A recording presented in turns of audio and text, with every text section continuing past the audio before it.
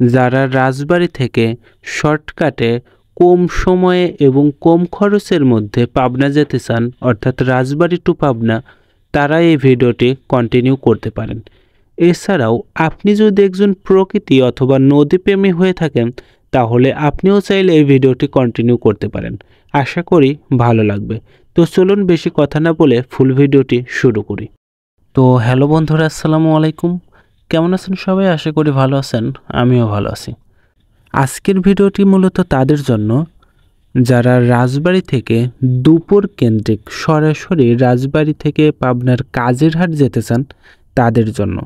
এছাড়াও কাজিরহাট যাওয়ার পর কাশীনাথপুর হয়ে পাবনা, বগুড়া, সিরাজগঞ্জ যে কোনো জায়গায় যেতে পারবেন, কোনো সমস্যা নেই, সরাসরি বাস পেয়ে যাবেন। আর এর জন্য প্রথমে আপনাকে চলে আসতে হবে রাজবাড়ী থেকে রিক্সা অথবা অটো রিক্সায় করে এই রাজবাড়ী গোদার বাজার। এইখানে আসার পর আপনি দুইটি ট্রলার পাবেন, একটি পাবনা কাজিরহাটের ট্রলার আর একটা বাবলা তলার ট্রলার। আপনি যদি নতুন হয়ে থাকেন তাহলে জিজ্ঞাসা করে তারপর উঠবেন। এছাড়াও আমি আপনাকে একটু সহজ করে দিচ্ছি, কাজিরহাটের যে ট্রলার সেটার উপরে সুন্দর করে ছাউনি দেয়া আছে, কিন্তু বাবলাতলার ট্রলারে কোনো ছাউনি নেই। এখন আশা করি আপনি সহজেই বুঝতে পারবেন। আর আপনি যদি এই ট্রলারে পাবনা কাজিরহাট যেতে চান তাহলে কিন্তু দুপুর 2:30টার মধ্যেই এই গোদারবাজার ঘাটে উপস্থিত থাকতে হবে, কারণ দুপুর 2:30টার পরেই কিন্তু এই ট্রলারটি কাজিরহাটের উদ্দেশ্যে ছেড়ে যায়। গোদারবাজার ঘাট থেকে যথাসময়ে ছেড়ে আসার পরে ট্রলারটি সর্বপ্রথম রাজবাড়ী এই সোনাকান্তার ঘাটে এসে কয়েক মিনিটের জন্য বিরতি দেয়। সেটা লোকের উপর ডিপেন্ড করে 2 থেকে 5 মিনিট, কখনো কখনো 10 মিনিটও হয়ে থাকে। তো এইখানকার সমস্ত লোক ওঠার পরে খেয়া নৌকাটি পুনরায় যাত্রা শুরু করে। যেহেতু বৈরী আবহাওয়া ছিল, অর্থাৎ আকাশে প্রচুর মেঘ, নদীতে প্রচুর স্রোত আর ঢেউ, সাথে গুড়ি গুড়ি বৃষ্টি, এর জন্য খেয়াল মামা আর কোথাও দাঁড়ায়নি, সরাসরি ইপার থেকে নদী পার হয়ে আমাদের পাবনার দিকে যাওয়ার চেষ্টা করে। এই যে মাঝ নদীতে দেখতেই পাচ্ছেন প্রচুর স্রোত, পানি এসে বাড়ি খাচ্ছে নৌকাতে বা খেয়ার সাথে। আসলে নদীর কিন্তু একটা নিজস্ব সৌন্দর্য থাকে, কিন্তু সেটা আপনাকে বুঝতে হবে বা অনুধাবন করতে হবে। আমরা যখন পাবনার এই দিকে চলে আসি বা ঢালারচর, রাখালগাছি যাই বলি না কেন, দেখুন এই দিককার সৌন্দর্যটা কিন্তু স্পষ্টই বোঝা যাচ্ছে।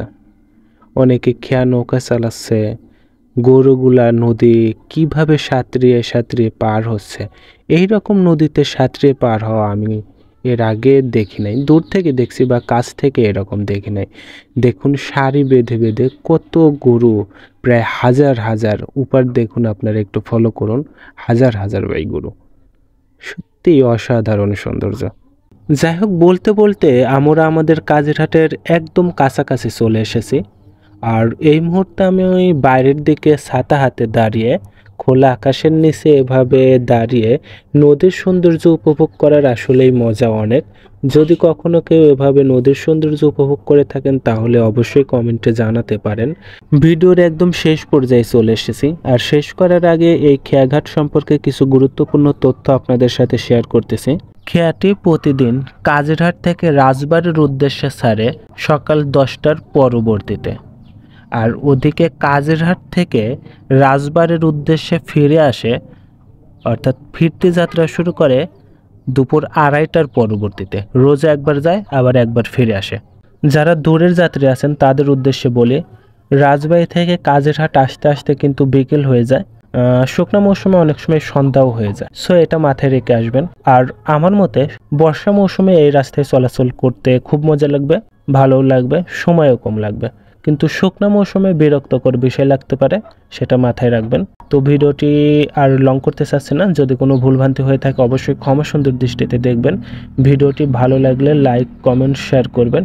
আর আমাকে সাপোর্ট করতে চ্যানেলটি সাবস্ক্রাইব অথবা ফলো দিয়ে পাশে থাকবেন। ভালো থাকবেন, সুস্থ থাকবেন, খোদা হাফেজ।